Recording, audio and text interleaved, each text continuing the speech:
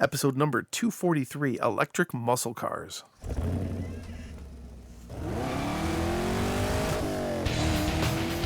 Welcome to the Camaro Show. A podcast about all things Camaro and GM Performance News. I'm Chris Frezza. And I'm Jason Debler. We're your hosts for this week's episode of the Camaro Show. Want to be part of our show? It's easy. Just leave a message on our voicemail hotline at 586-486-3182. So sit back, relax, and enjoy the show. And welcome back, everyone, for another exciting episode of the Camaro Show. I'm Chris. I'm Jason. And we have with us a special guest in the studio this week. A recurring guest. Recurring guest. Once again. Manny Katakis, Muscle Cars and Trucks. Welcome to the show. We got a lot to talk about this week. Yeah. Sure do. We have some almost groundbreaking type stuff that was released this week. You know, we're on the verge of the LA Auto Show. We got back from SEMA. I mean, I'm still hungover from SEMA. Our last two episodes of the Camaro Show have been about SEMA.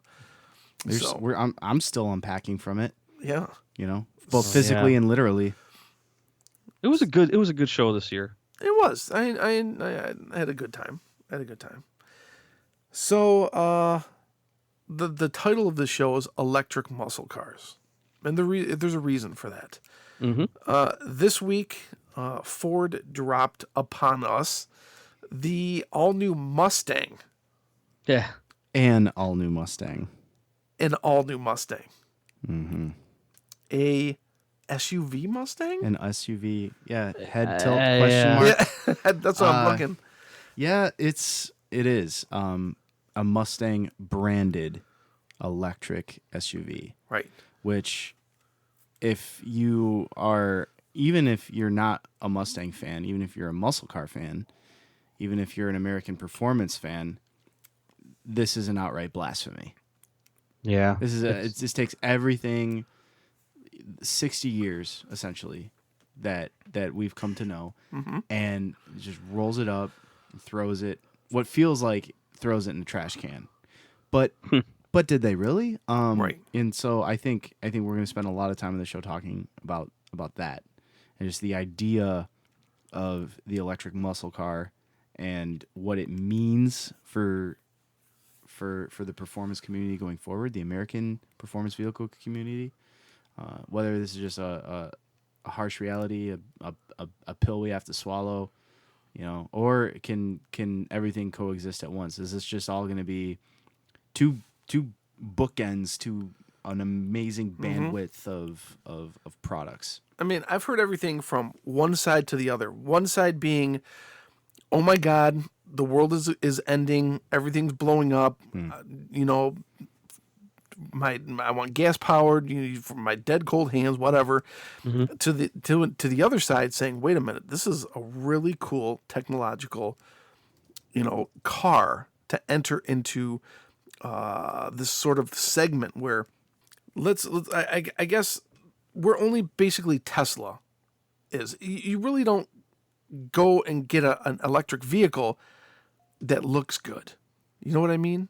Well, they've been for a long time. Look at the Bolt. Yeah, exactly. Like up to this point, they've all just been very shallow renditions of. They're all compliance cars, right? And they're all these little dinky, sort of overly priced because guess what, guys? Like batteries are expensive, and guess what, guys? EVs are for rich people. I don't care what anyone's trying to convince you to be otherwise. Like they're expensive. They're contributing to higher ATPs. And even though that they're like not a big part of the segment now, like, and who knows if they'll ever be, because there's very obvious technological constraints to them. You know, maybe we'll all just kind of look back at this stuff and it'll just be like a laughable fad, because maybe we'll find a new technology, or maybe we'll just realize that, hey, ICE actually, dust to dust ain't that bad, right? Like it might be less labor and resource intensive to just stick to gas engines. It might actually be net or I don't know what's the word I want to say, but like again, I think I made this like observation before. It's like the stuff you order on Amazon probably has a bigger carbon footprint than the car you have in your driveway because of the logistical nightmare that it has to go through just to get you out. Especially if you're doing expedited, right? It's like, oh, that really the crappy like T-shirt or weird product you ordered is like, where do you think it's built? It's probably not built here, so it has to get on a boat that burns tar, right? Like, it has to go all the way across the Pacific, lands in California, probably gets on either gets on an airplane or gets on a semi truck, and then makes it all the way to your stupid doorstep because you couldn't go to the grocery store. It's true. Or you couldn't go to the mall. $6 pizza cutter that I ordered it yesterday and it showed up today. Because Prime, right? I mean, I'm probably like one of the few American millennials that does not have an Amazon account.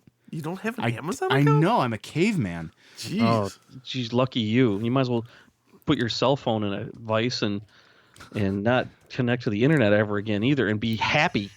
Wow. Maybe I'll be happy.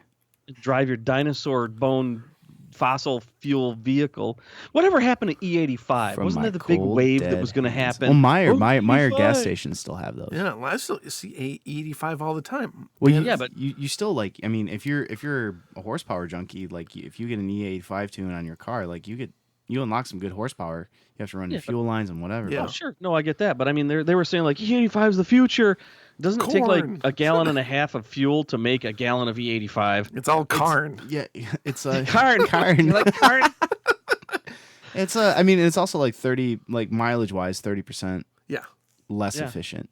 Well, my Grand Cherokee is a flex fuel vehicle, and one time I put E85 in it, and I could pretty much watch the gas gauge go down as I went down the highway. Yeah. And then the service engine light came on, and I went to the dealership, and they said, "Yeah, don't put that stuff in there, even though it says you can. Don't." Wow. Wow. So, Jason, what did you think when you saw the Mustang? I thought it was This April 1st all Mach-E. over again. Did you really? Yeah, I'm like, no way. They- I mean, no way. it kind of got leaked. Didn't Well, Ford they've leak it? they've been also teasing this. I think for since 2 years, right? New Year's, 2 years, yeah. And originally they were calling it the Mach 1, which is like even more just like, you're gonna call an electric SUV the Mach 1? Are you nuts? So Ford kind of got laughed out of the room with that one. They kind of go back to the drawing They board. should have called it the Escort. They should have called it the Pinto. They should have called it anything but Mustang. If they did, would we have even bothered to talk about it? No, because they were genius. It was a genius marketing campaign. It's trolling almost. Because what they could do is down the line go, you know what? Maybe this isn't a Mustang. Maybe we're going to change the name now. Pinto. Bang! Everybody's going to be talking about it all over again. I don't know if they're gonna. There's an actual like someone made a petition Oh, yeah. to change the Of course. like, Of like, course like, they yeah, did. of course, but like that's gonna work. But I mean, like I think I get that it's clumsy what they're doing, how they did it. It's clumsy. The one brand who did it right, that did it perfectly, was Porsche. Okay, think about it. Originally too, like the Porsche was a car, like the Corvette was just a car. Yeah. And then you fast forward, you past your 356 and whatever, you finally get your 911s, you get your 944s, you get your 928s, you get your 914s. So you have this whole lineup of sports cars over a couple of decades that have established your reputation as a performance brand. Yeah. So in 2002, what happened? They introduced the Cayenne, right? They introduced a mid-size crossover. A Porsche did, right? And I'm like, what? Talk about a blasphemy in 2002. Fast forward now, it's 2019, or even like you could even say it didn't take long at all for people to realize like, oh, this is a good idea. And now finally you're starting to see all these performance car brands do the same thing. Like Aston Martin DBX was revealed, Lamborghini Urus has been on the market for a year and a half. You've got Bentley Bentayga, you've got Rolls-Royce Cullinan, you've got a Ferrari SUV coming, and so you do it for a long enough time. You solidify yourself as a performance brand, and then you roll out the sort of like opposite end of your sports car, but yet it still is sport. Like a Cayenne Turbo, those are still very sporty cars. Or SUVs. What's the Macan? The Macan is the and that's the thing too. Like what happened after that is it was so successful that they introduced another SUV, right? But they never really divvied still from offering performance cars. Like the 911 is forever and always, right? An icon. You've got your 718 Boxster, your 718 Cayman, whatever they're calling it now. It's whatever. But you have those vehicles, and then like every once in a while, you've got your crazy one-offs like your 918, and a lot of people credit the success of these Porsche SUVs to fund these fun one-off hypercar programs. So like if Ford this or if Porsche decided to be frozen in time and just sell you a 911 from now until the end of time, we probably would have never have had a 918, right? We probably would have never have had this broad, this open spectrum of products. And I think that's what Ford is doing, because they've talked about making the Mustang, as well as Bronco for that matter, full on brands. Okay, so you're gonna have more Mustang products, and it seems a little forced at this point in time. Yet there's a bit of genius there, right?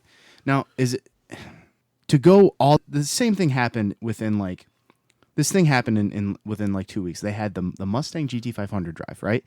Supercharged 5.2 liter, 760 horsepower, super muscle car. Yep. And then like 2 weeks later, here's this electric crossover that's also a Mustang. And talk about the mental gymnastics on that one, man. And it's too. That was knee jerk. That was like, whoa, wait, what? What's a Mustang? And my friend Connor Golden, who writes for Automobile, he actually, he lives in California, presumably at the LA Auto Show. Actually, I think he was at the reveal event, I think, for the Mach-E. And he goes to the Automobile offices. GT500 in the parking lot. So it's like you have to kind of sit there and process that both of these cars are now Mustangs, and there's not really much we can do about it. So what does that mean?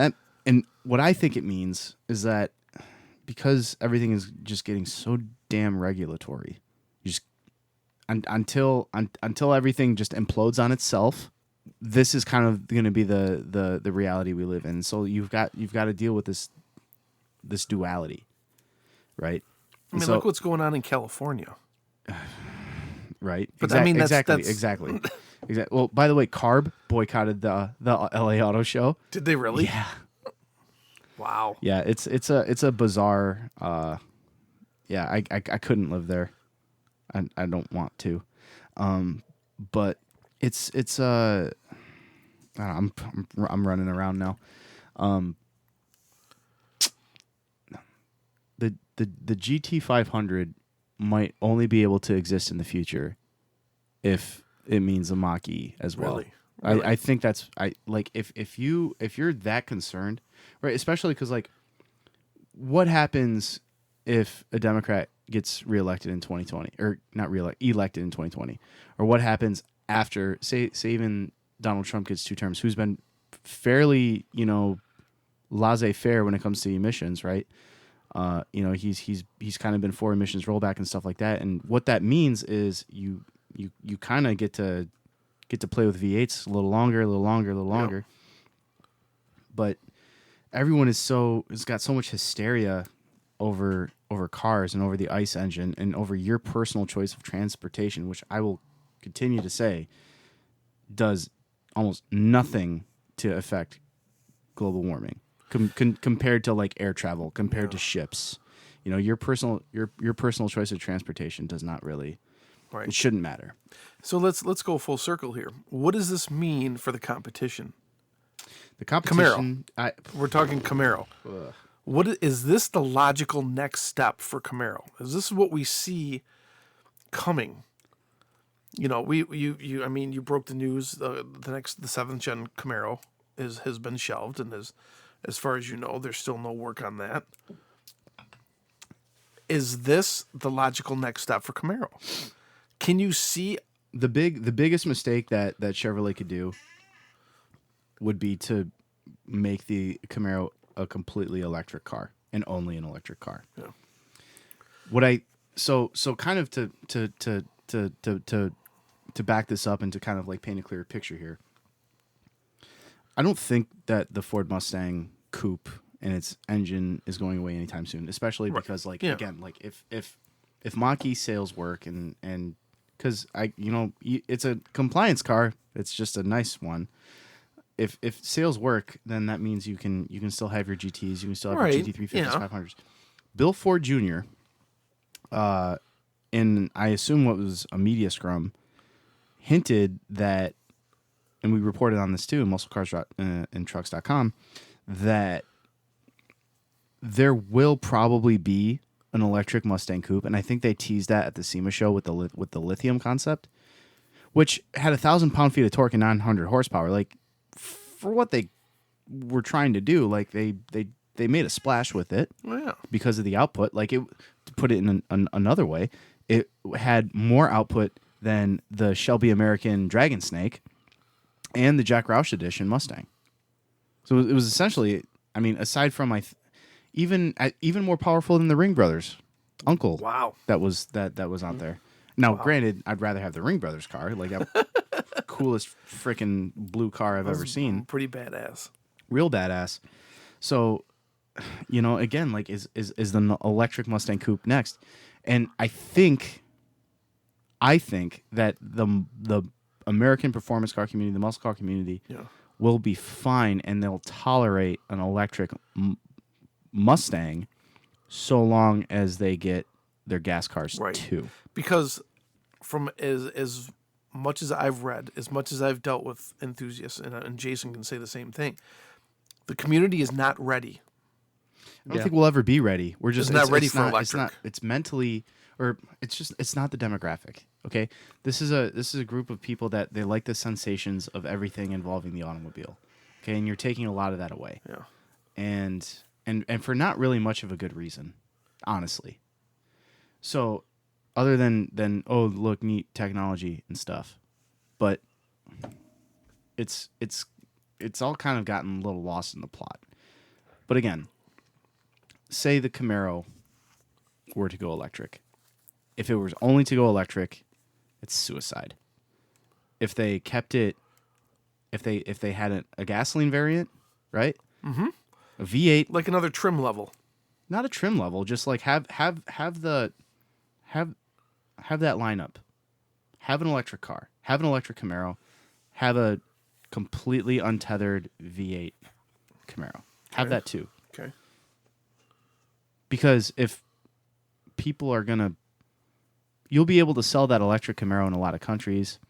It'll count towards your fleet average, et cetera, et cetera. So long as they don't outright ban, and this is America, we're not going to outright ban the internal combustion engine anytime soon. I sure hope not. As much as California thinks we can, as much as California wants to, just not going to happen. And I think you're going to see that backfire in a lot of European countries and cities that are trying to do that within 10 years. I think you're going to see a lot of rollback on that too. Yeah. So, anyway, it's kind of where that is. Well, I'm seeing that GM just announced that they have a timeline for their electric pickup truck. 2021. 2021. So Yep. we got a year and a half So we got take before that starts hitting. That's a hell of a accelerated timeline. Mm-hmm. I'll say that much. Trucks. Which I think is even more stubborn of a market, or just as stubborn of a market as the muscle car market. Yep. But you've got a bigger pool to play in when it comes to that. I think so. First of all, how many you got Tesla, you got Ford coming out with, they said, a new electric F-150. Yeah. You've got Rivian, you've got Bollinger. I feel like I missed that Bollinger is weird looking. It's kind of it's funky.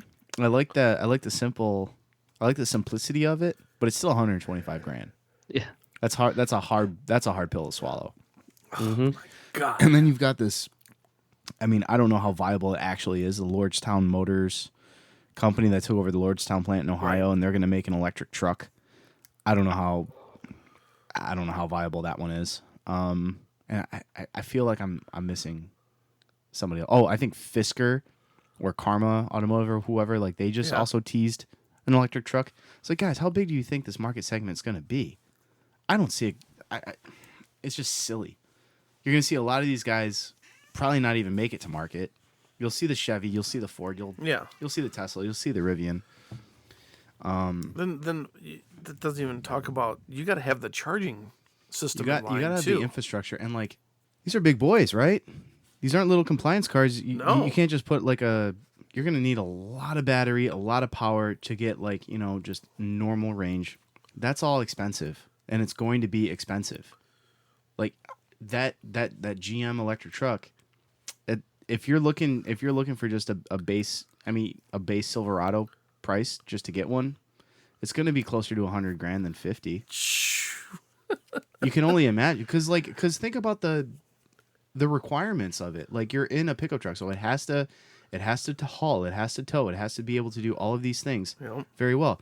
Something's going to give, and it's always the price. You can never it can't be fast, capable, and cheap. Right. Jason, what was the thing that they would always say in your focus groups?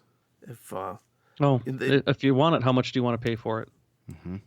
Well, and that kind of goes back to that.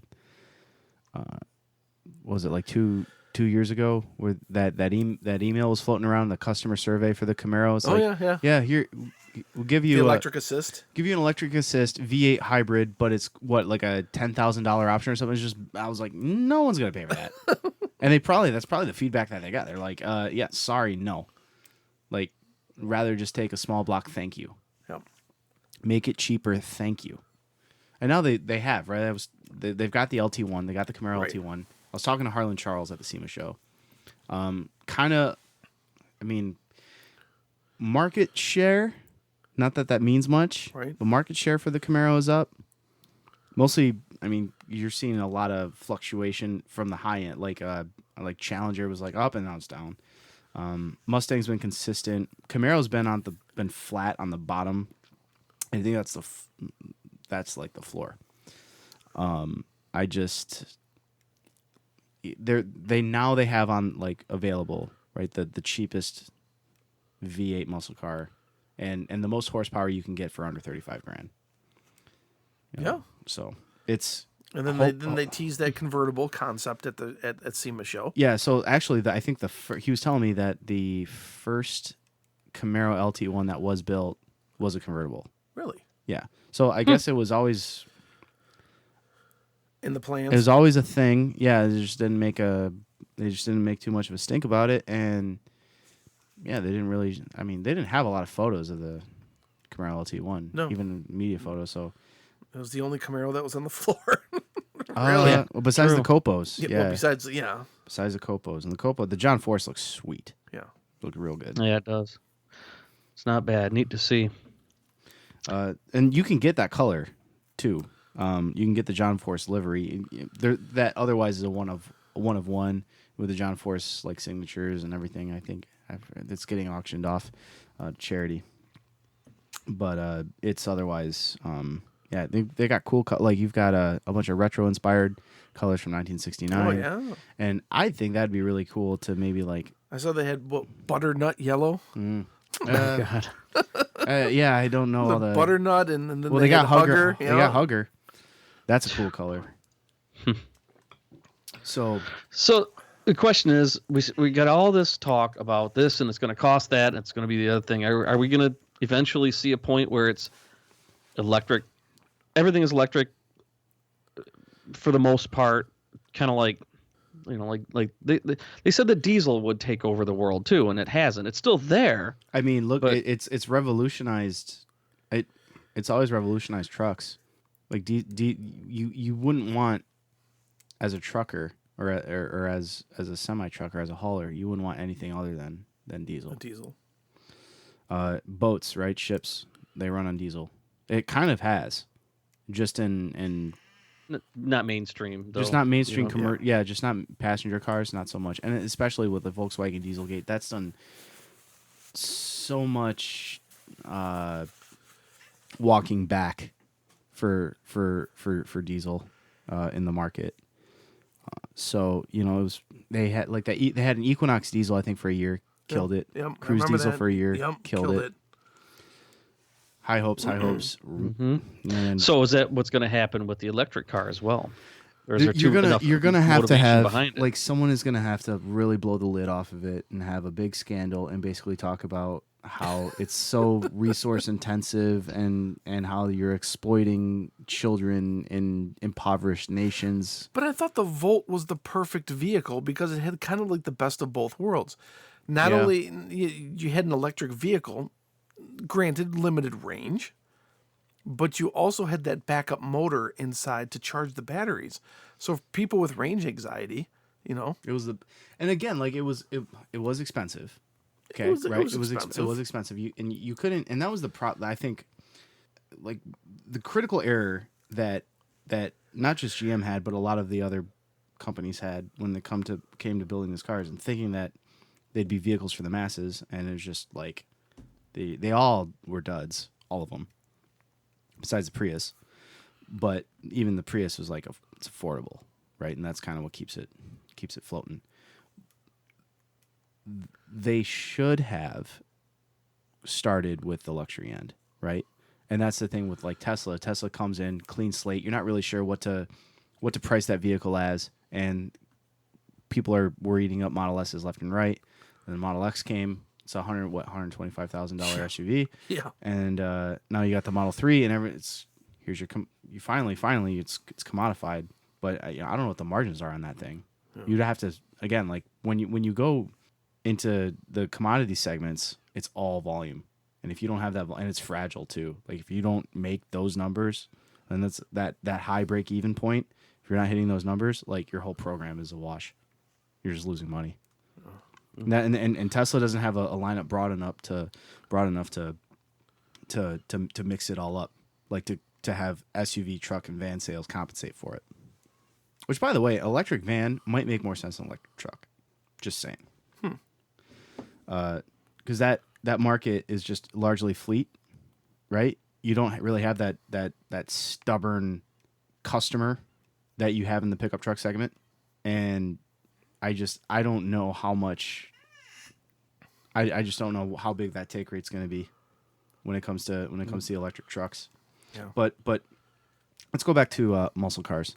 Let's go back to electric performance cars. So along with the Mustang Lithium, along with the Mustang Mach-E, we also wrote a story. I think we published it today. Basically, FCA patented a new straight six turbo engine. Now, of course, that doesn't mean electric car. Right. But if you kind of put a little bit of the pieces together, which is by 2023, the new Charger and Challenger model year are gonna emerge. Tim Kuniskis, who's like basically the head of Dodge, mentioned to me that this is not a efficiency play. This is not a compliance play. This is a performance play. We want electrification to be about performance, and that's how he's positioning it. Of course, again, like how much are you willing to pay for it? Exactly.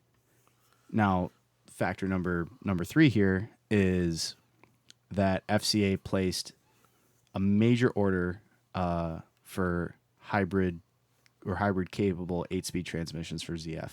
Next generation 8-speed transmissions scheduled to be built in 2022 calendar year, right? So that's 2023 Challenger Charger model years. But since it's the second biggest order in ZF's history, you got to assume that it's going to go more than just the Challenger and Charger. It's going to probably go in the Ram. It's probably going to go in the Grand Cherokee. Pretty much anything with a rear-wheel drive application that maybe utilizes an 8-speed. So even in the diehard side with Dodge, you're seeing electrification kind of trickle in. Kuniskis and his whole team, they're pretty good at marketing this stuff, I think, really effectively. And if there's anyone that can convince people that electrification is to a benefit, then it'd be him. I mean, he was even telling me a story. It was just like back when, when EFI was just started to be a thing. Like guys were like over my dead body and blah blah blah. They were scared of. They're not scared, but they just didn't want it. They just didn't want it. So you got that on one end, and then with Chevrolet, they're constantly, pounding the drum, zero emissions, zero, which is whatever. So, yeah, I sounds familiar. sounds definitely. really familiar. Um, EFI, bunch of crap. I don't want computer controlled. I know how to tune a carb. I had SFI on my Grand National, sequential fuel injection. Ooh. fancy. Yeah. So man. let's switch gears here. Let's talk about some other muscle cars. What do you want? You want to talk about the 50th anniversary Challenger? Sure, why not? Okay. Is that going electric? Not for the 50th anniversary edition. I just think that it's find it a little cheesy when brands and marks and stuff like that, Camaro included, right? Where they celebrate how many years the nameplate's been around, and they're not counting like the years it's been discontinued. And Challenger's been discontinued, I think, twice. Yeah. And Charger as well. Camaro once so far. It's like there's not a lot of vehicles that can say like definitively I'm like 50 years old. Like Chevy Suburban. Camaro can't. Chevy Suburban is one of them. Suburban turned 85 this year. Yeah. 85. Wow. Tahoe's 25. Wow. And then we're gonna see the new ones next month. And you're gonna have all new Tahoes and Suburbans rolling out in the middle of next year. Dang. Porsche, the 911's what, 40? Don't know. It's got to be 35, 40 years old, something like that. The Mini brand itself is in its so it's just over 70 years old. Dang. Ferrari's just over 70 years old. Lamborghini, no, Ferrari is 80 something years old. Lamborghini is something like 50 or 60 years old, something like that. But yeah, like. So what are they doing for the 50th anniversary? So for Challenger, they gave it a cool paint, a very yellow. I like to call it gold chain. It's got a more formal Gold chain daddy zaddy. Stripes and stickers. It's a you can get the wide body configuration with the shaker hood, which is badass. That's pretty cool. Yeah, you can get a wide body shaker. It's got special quote unquote gold school wheels, which have like a blush of gold on them. Gold school. That's cool. Yeah, here we go. That's funny. Yeah, the paint is so they have a couple of, so the photos are of the car in a color called Gold Rush, but there are actually they'll make what was it, four different trim levels. So you got your Challenger GT, your Challenger RT shaker, Scat Pack shaker wide body, and they'll make 70 of each in each paint color. So 490 total by model, and in total 1,960 total units. So for example, you're gonna have 70 Gold Rush Scat Pack shaker wide bodies. Also, so the colors, by the way, Gold Rush, Frostbite, Hell Raisin. Raisin. Yeah, like a raisin. Cinnamon stick with an S. Torrid with one capital R in the middle. F8 green and go mango. Go mango. Go mango. So that Torrid, F8 green, and go mango are already like established colors, and then the others are like all new and like limited for the anniversary. Okay. And so there's no like power bump or anything on the inside, but you do get the shaker hood. You get special badges. You get cool like details like the headlights have like the number 50, because what are they called? They have a special name for the lights that suck the air in. Yeah, I know what you're talking about. Yeah. I can't think of it though. Air catchers. Yep. Air catcher headlights. So like in the little inlet there's a number 50. I mean, it looks cool. It's very. I mean, it's macho. It's very everything that was the 70s, right? 1970, right? Is when it came out. So that's when I was born. Yeah. 1971. Wow, crazy, man. It's making me feel old. So they're still holding on to they're just riding that thing out, man. Yeah, Are we man, ever going to see an electric Challenger? Electric Challenger, you'll see a hybrid one for sure. And that was the thing about the i6 patent, is because you have an i6 pat like you have a straight six, it probably means that they might rebrand the entry level Challenger and Charger as a slant six. Yeah.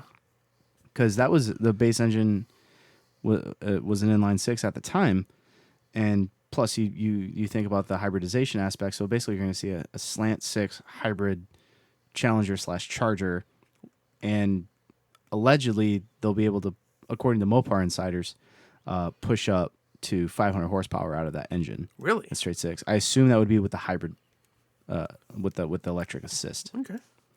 That's pretty good. That just means that the Hemis are going to have to go a little higher, right? But then that also means that the Hemis are going to have electric assist, and that just means that everything is going to be more expensive. So if you like your cheap V8s, if you like your macho muscle cars, especially out of Dodge right now, I'd say buy one, because you're not gonna, they're not gonna get cheaper. Anything new on the C8 front? Aside from one that spun out here on 94 So last week. 96. So poor guy, they sent him out on Summers, and he tried to, and there was snow, and he tried to stop, and it didn't work. Just didn't work. Nope. Yeah, just nope. The final C7 rolled off the assembly line. Yeah. That was the one that they that was purchased at Barrett Jackson auction for $2.7 million. Holy shnikes. 2.7 really? mil for the last C7. It's not even a ZR1, it's a black Z06. But it has a 7-speed manual with a red leather interior. And let me see what else that they got here. So Wow. it won Motor Trend Car of the Year, which That's right. Sure. But just the level of cringe, I think this year more than ever, was just like, this is all a dog and pony show. Because first of all, they had access, like just exclusive access to a C8 pre-pro since the summertime, where they essentially just spent their time with it and wrote tiddly bits about like how much you can fit in the storage compartment and what the center stack buttons or HVAC buttons are all about. And it's just like, come on, guys. And then like the little cherry on top of all of it, right, was that they couldn't even like get the car to properly do a dyno test. Like We know about that controversy. Yeah. So that was we, again, like at MC&T, we wrote a little big thing about that, clearing it up. It just says like there's absolutely, mathematically doesn't make sense. Turns out that they calibrated their dyno system for all-wheel drive, which again, like how, what? Sure. It passed the sniff test from their technical editor, who I respect very much. So I, again, don't know what happened there. But it was just like, between all those things, like, come on, man. But it beat the Model 3, it beat the 911, it beat the new Supra. I mean, still, it's a nice little piece of hardware to have, And the C8, I mean, it's a fantastic car, and coming in at a fantastic price too. What you get for the money, and they it's basically assuming that you're gonna keep with that same volume that you're used to out of Corvette, because it's America's best-selling sports car, which now means that you're gonna have more mid-engine cars on the road than you've ever seen in your life. That's crazy, isn't it? It's kind of like giving like every American citizen a bazooka. Like, here you go. Well, don't crash it now. Don't blow anybody up. Boy. Yeah. Who would have thought that we'd have mid-engine Corvettes and electric trucks and mid-engine Corvettes and electric trucks and Mustang electric SUVs. Yeah, there you go. If that doesn't summarize 2019, I don't know what can. We live in interesting times. Epstein didn't kill himself. No, he didn't. It's definitely not boring. Right? It's definitely not a boring time. No. It's just weird. That was funny. It's weird. It's a weird time. So we covered a wide range of things, from electrification we do. Yeah. To the newest stuff from Dodge. Yeah, I mean, and again, like C8. you're to C8 and just overall, just to keep the overarching thing, like the future of the muscle car, the American performance car, where's it going? Is it going to be fully electric? I don't think so. I don't think so. I don't think so. You know, Not in our lifetime anyway. well, maybe our lifetime, but it's gonna, if anything, a long time. I really, again, truly, like I think that we're just gonna kind of like shrug all this off. The battery stuff is just like that was it might be like disco, you know, but it's also like it's just I can't shake like like disco. the cynic in me cannot shake just the idea that like they like powers that be are trying everything they can to control what we're driving or driving, period. Like I remember listening to a podcast with Chris Harris and Joe Rogan from like 2013, 14, when they were just talking about trying to save the manual transmission. How silly does that sound now? Yeah. We're just trying to save driving. We're just trying to we're just trying to save, you know, the gas engines. Like, oh shit. Like we're in a corner here, guys. Yep. Yep. So, you know, in America though, compared to China, compared to European countries, we've still got it pretty good, you know. Yeah. So because we're so big and because we're not so homogenous that it's kind of like everyone has to. There's a lot of push and pull going on around here over the subject, and at this point, I can really appreciate it. Yeah. Because if we were a smaller country, or if there was more centralized power, well, not that there isn't, but if the centralized powers that be really just wanted to put the hammer down and ban whatever they wanted to when it came to automobiles, because cars aren't in the Constitution, right? So we're, you know, it's uncertain, right? But I think that's what also makes it exciting, because you don't know. Oh boy, yeah. I mean, if you really, I'm worried that we might have, like, if you keep having this push towards electrification and stuff, and we're like the market just isn't responding to it, and plus you have, you know, combined with like average transaction prices going up and the regulations, everything just it's really shaping to be this giant shitstorm that will eventually either it's going to be like where the frog's getting boiled alive, or one day it's just going to be like, oh my god, like I can't afford anything, I can't charge anything, like I can't do anything with my car. What's going on? I'm worried that we're going to get into some sort of like pseudo Cuba automotive market where like you're going to have a bunch of stuff that's grandfathered in.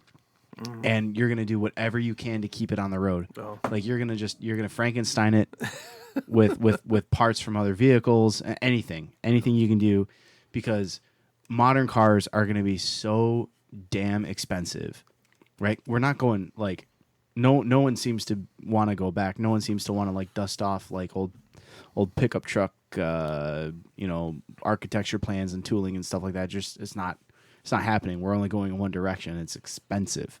Yeah. So you're seeing used car markets. Not only that, like you've got a lot to choose from. Values are appreciating, especially on the classic stuff.